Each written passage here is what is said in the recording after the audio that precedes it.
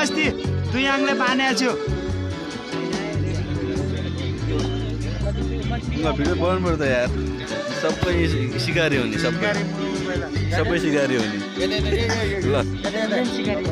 main सिकारी यही मान्छे भिलेन हो मान्छे होइन माछा मार्ने भिलेन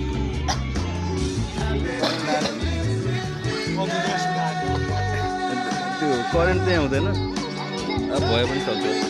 होइन बुढीगङ्गामा माछाको लागि थापेको काँडो निकाल्दै बिहान